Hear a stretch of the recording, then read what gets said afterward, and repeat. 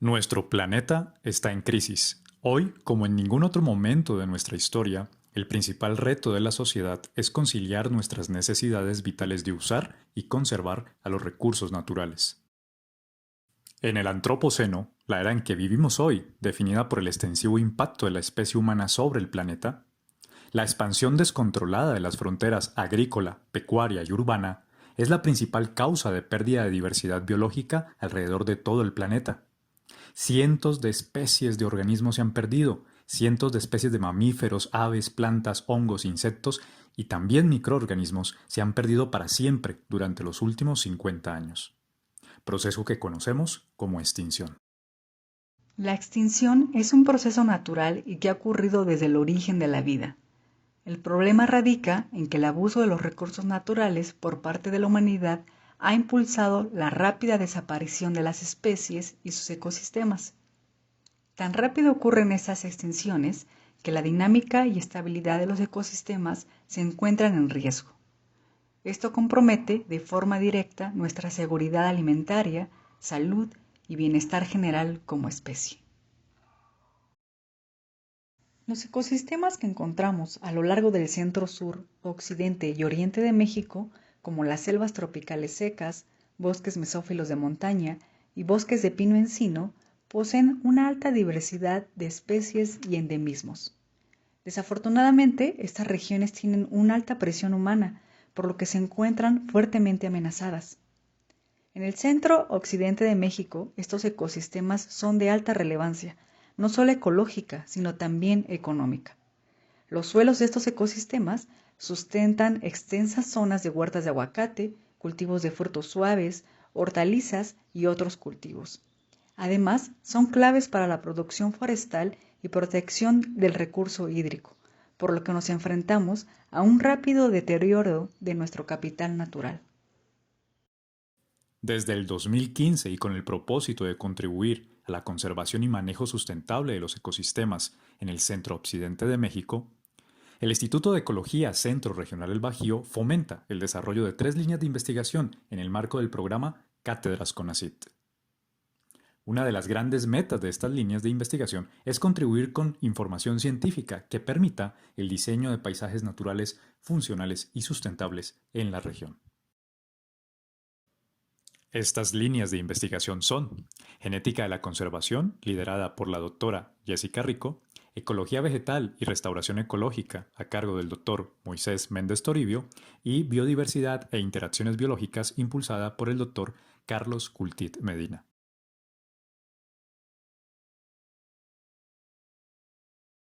La diversidad genética se refiere a la variedad de características genéticas, es decir, el acervo de genes y alelos que contiene una especie, y es importante porque representa el potencial evolutivo de las poblaciones para responder a los cambios constantes del ambiente y así lograr sobrevivir en el largo plazo.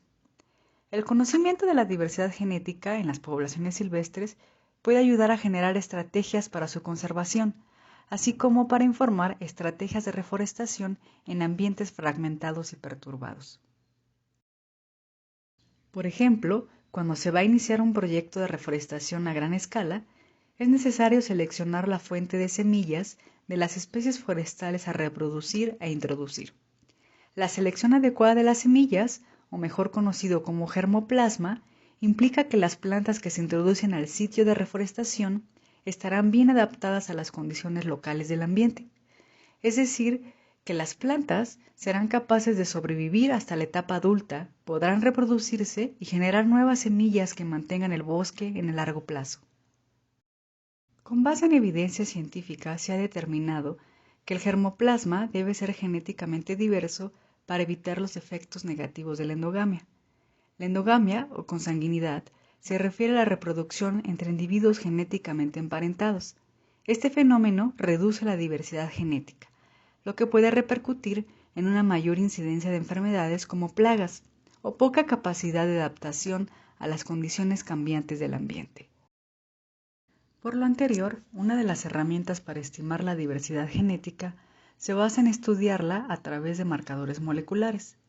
Los marcadores moleculares, por una parte, permiten cuantificar los niveles de diversidad genética en una población y por otra, conocer si dos sitios tienen una composición genética similar y por ende existe flujo genético entre ellos, ya sea a través del intercambio de semillas o del flujo de polen.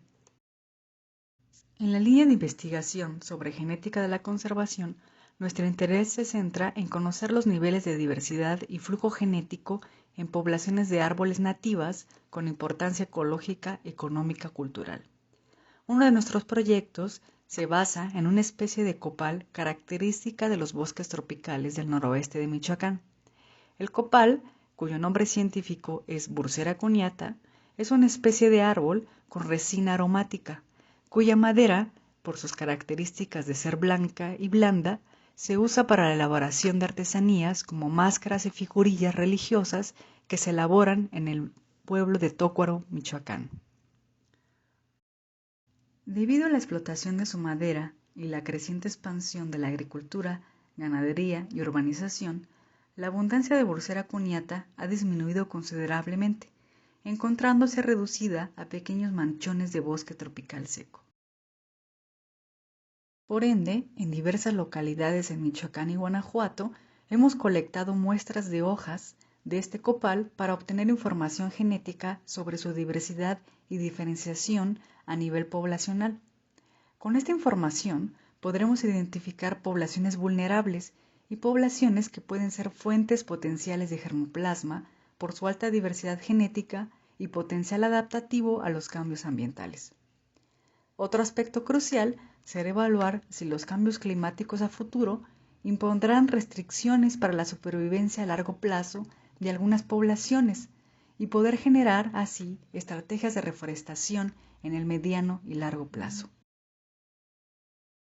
Este tipo de investigaciones además las estamos abordando con especies arbóreas de los bosques de neblina o bosques mesófilos de montaña, que son el hábitat idóneo de las magnolias, que son especies leñosas de vistosas y aromáticas flores. Las magnolias, al igual que otras especies del bosque mesófilo, son muy vulnerables al calentamiento global, por lo que emprender acciones de conservación y manejo con base en la información de su diversidad genética será fundamental.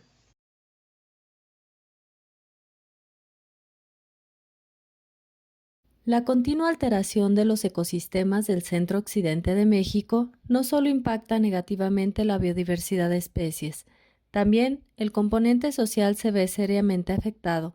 Resalta entonces la urgencia de realizar actividades de recuperación de ecosistemas y paisajes para revertir la pérdida de la diversidad biológica y cultural de la región.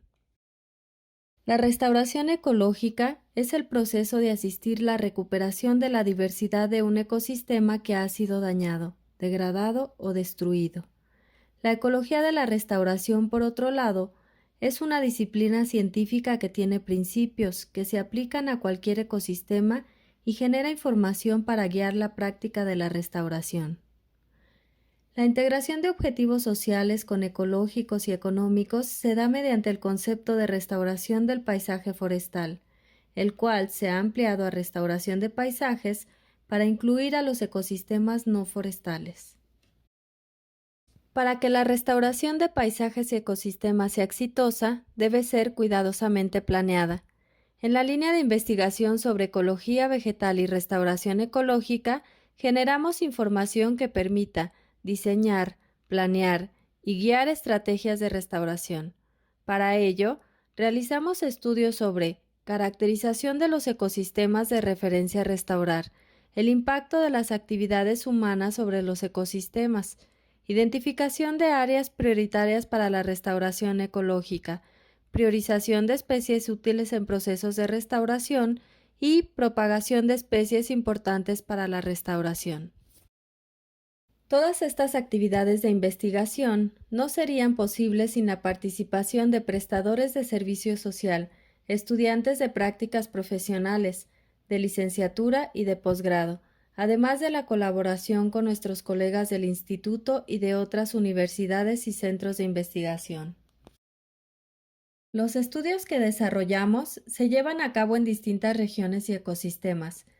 Trabajamos principalmente en los bosques tropicales caducifolios de la parte baja de la cuenca del Balsas y en el Parque Nacional Barranca del Cupatizio, y solemos realizar visitas al pico de Tancítaro. En estos últimos sitios se establecen comunidades de bosque templado de pino, pino encino y mesófilo de montaña. En todos los sitios tenemos parcelas permanentes de muestreo de la vegetación que nos permiten saber cómo es la composición, la estructura de la vegetación y la diversidad de especies arbóreas. Esta información es la línea base que usamos como ecosistema de referencia o modelo para restaurar aquellos sitios que requieren de intervenciones para su recuperación.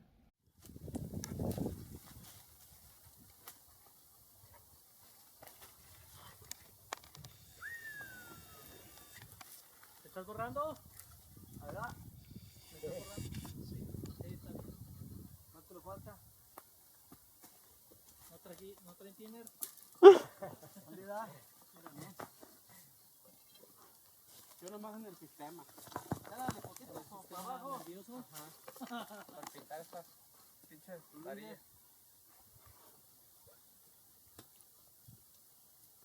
¿Ahí quedó o qué? Dale poquito para abajo. Dale. Ahí es. Ahí es. Ahí. Ahí.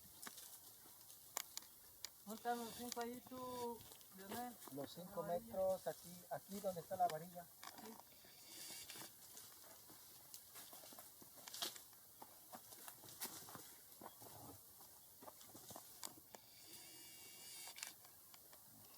Ahí están entonces.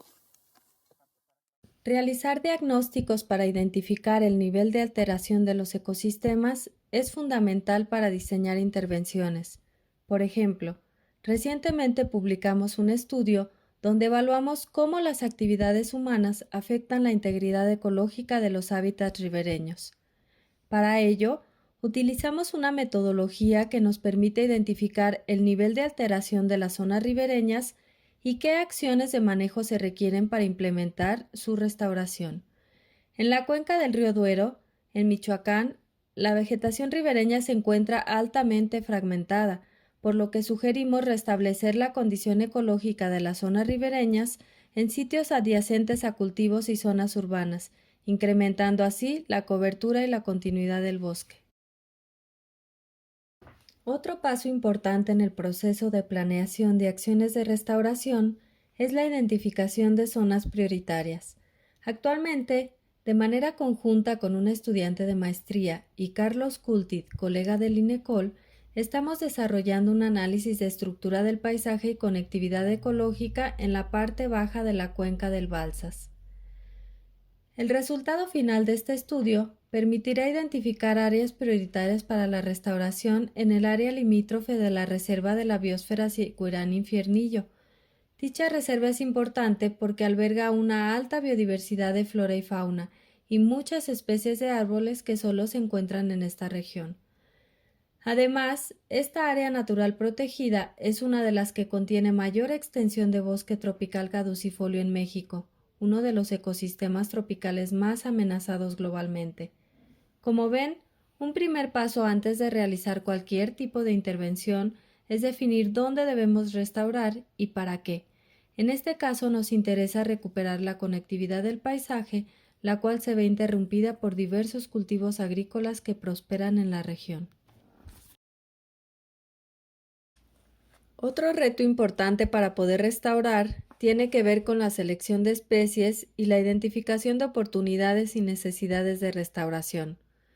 Como les platiqué, el análisis anterior nos permitirá saber dónde restaurar. Sin embargo, aún tenemos que definir las especies a utilizar y posibles tratamientos de restauración. Para ello, una estudiante de maestría está realizando entrevistas y encuestas a personas de Caja de Sicuirán y Naranjo de Siricícuaro, ejidos ubicados en la zona de amortiguamiento y el área limítrofe de la Reserva de la Biosfera Sicuirán-Infiernillo, respectivamente. La finalidad del estudio es reconocer la problemática ambiental que enfrentan los habitantes, documentar el conocimiento que tienen sobre el bosque tropical caducifolio y con ello identificar especies, necesidades y estrategias de manejo con conocimiento local para guiar acciones de restauración. Una vez identificadas las especies, es necesario reproducirlas. En ocasiones las especies se encuentran en viveros locales. Desafortunadamente, aún son pocas las especies disponibles para realizar plantaciones de restauración. Entonces, es necesario realizar experimentos de propagación por semillas o estacas. En el INECOL, junto con estudiantes de posgrado, licenciatura y prestadores de servicio social, constantemente realizamos experimentos para identificar las condiciones ambientales adecuadas para que germinen las semillas. Como se habrán dado cuenta, la restauración ecológica de paisajes y ecosistemas va más allá de solo plantar árboles. En todo el proceso de restauración es fundamental la participación de las comunidades locales, de los estudiantes y de los ciudadanos. Su incorporación en la planificación de la restauración es fundamental para asegurar el éxito a largo plazo de los proyectos.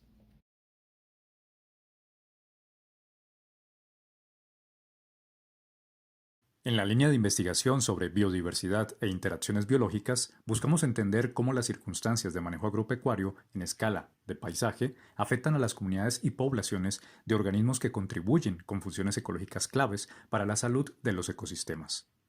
Funciones como la polinización, la dispersión de semillas y el flujo de nutrientes a nivel del suelo. Trabajamos con énfasis en los paisajes del centro-occidente de México, una región que constituye un mosaico productivo megadiverso con altas posibilidades para el manejo y diseño de paisajes humanos sustentables.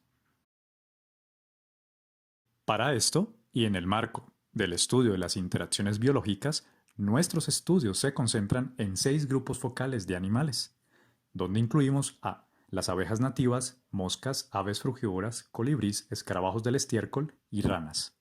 Y 2 grupos vegetales focales, plantas herbáceas y árboles de copal y cuajiotes. Así, con el apoyo de estudiantes de licenciatura y de posgrado, y con la colaboración de mis colegas cátedra en el INECOL y colegas investigadores tanto mexicanos como colombianos, se están desarrollando 2 grandes proyectos generales de investigación. El primer proyecto se enfoca en la evaluación de la diversidad de especies y funciones de insectos visitantes florales en paisajes agrícolas de Michoacán. Este proyecto incluye el estudio de las interacciones que tienen las abejas nativas y las moscas con las herbáceas que viven dentro de las huertas de aguacate. Segundo, el apoyo al monitoreo participativo de la comunidad de abejas nativas en el Parque Nacional Barranca del Cupatizio. Y tercero, el estudio de la comunidad de abejas nativas asociadas al área urbana y suburbana de Pátzcuaro. Entre los resultados más importantes de este primer proyecto se destaca una considerable riqueza de abejas nativas asociadas a las huertas de aguacate, donde 22 géneros y cerca de 40 especies de estos insectos aprovechan a las herbáceas que crecen naturalmente dentro de las huertas. Por supuesto, varias de estas especies de abejas nativas también visitan a los aguacates durante sus picos de floración. Por otro lado, nuestro trabajo ha permitido establecer que las áreas de bosque adyacente a las huertas de aguacate, bosques protegidos o no, son importantes reservorios de la diversidad de abejas nativas. Este es el caso del área de montaña del Parque Nacional Natural Barranca del Cupatizio y los diferentes parches de bosque que se encuentran alrededor del municipio de Uruapan.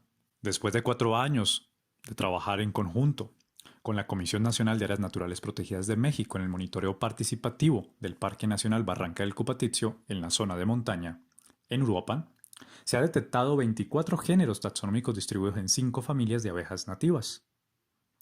A partir de este estudio, realizado además con jóvenes estudiantes de licenciatura y habitantes de Uruapan, se ha logrado identificar y seleccionar 5 especies focales de abejas nativas que serán objeto de monitoreo observacional durante los próximos años.